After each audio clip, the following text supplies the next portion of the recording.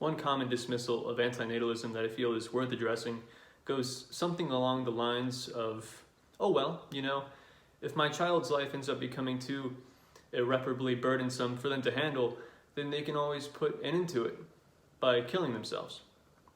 Now, this is quite obviously a very cold and disgusting thing to say, and I say it as though the act of committing suicide is as simple and mindless of a task as flicking a light switch or pressing a button. I personally have never truly been suicidal. I mean, yeah, sure, I've had some rough moments in my life where I've strongly wished to have never been born, and I've had passing what-if type thoughts in regards to suicide, but I've never been pushed to the point of attempting it or seriously planning it out. Not even close. And yet it is incredibly easy for me to recognize the overwhelming amount of pain I would have to be in to actually carry it out. The pain would have to be severe, and I would have to feel completely hopeless in regards to relieving it, anytime soon. And this is for multiple reasons. The first obvious one that comes to mind is the guilt when being reminded of the suffering that your suicide would be likely to cause in others. There are millions of people who can strongly attest to how horrible of a feeling it is to lose a loved one to suicide. I mean, the feeling of utter hopelessness and seeing their struggle reach such a conclusion. Either knowing that there was nothing you could have done to help them, or wondering if there might have been something you could have done differently to help relieve some amount of their pain. Wishing you would have tried harder.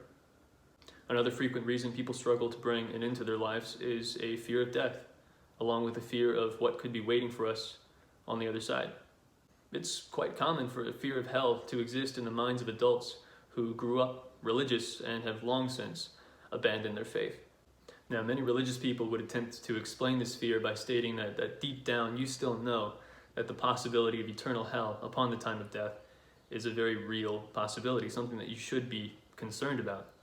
But it's quite clear that this has more to do with how effective religious indoctrination is on the mind of a vulnerable, developing child, especially when this indoctrination is administered by the very people that they are supposed to trust more than anyone else in the world.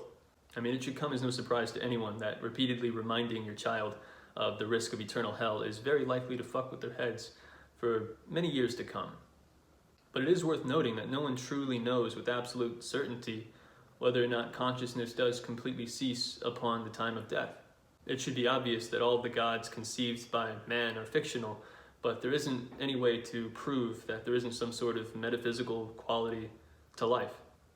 And many of even the most assured atheists, while they're in their final moments, will not be able to completely reconcile this fear of the unknown. It is entirely natural to strongly fear death, especially directly before facing it by your own hand. And our imaginations as human beings are very powerful, dreadful things in moments like these. The final reason I'd like to quickly mention is a fear of failure in the attempt. I mean, it's true that there are some methods that are more reliable than others, but many of the most common methods of suicide have left thousands of individuals in a far worse state of being, with a far worse quality of life than they had before attempting, which is really saying something.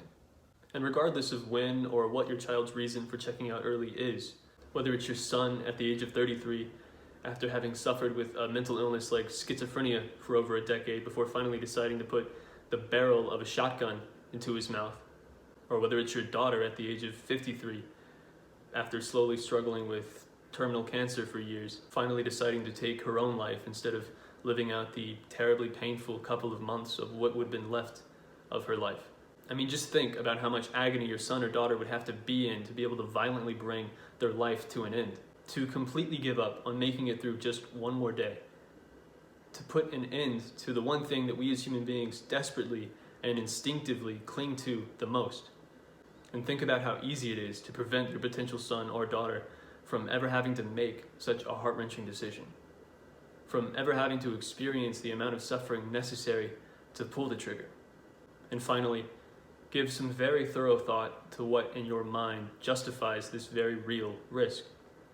I mean, whether it's a feeling of unconditional love that you're hoping to experience with your child, whether it's the feeling of being able to create something so vulnerable and precious, something that came from both you and your partner, whether it's a strong sense of meaning that you're hoping to adopt, no matter where your desire to impose life primarily stems from. Given that this is easily one of the most important commitments that you will ever make, I think we can all agree that this is a decision that warrants lots of contemplation and introspection. These desires I've listed are completely natural and understandable in my opinion, but they are entirely selfish in their nature and are not sufficient reason to create a new life. It's also worth mentioning that the giddy, exciting feeling of novelty that oftentimes does come along with pregnancy and early parenthood will be incredibly short-lived. And oftentimes, probably more often than you would think, it is quickly replaced with strong feelings of frustration, confinement, and regret. Your final verdict on this decision has the potential to ruin far more lives than just your own. A verdict that is ultimately yours to make, but it should at least be given the respect and rumination that it deserves.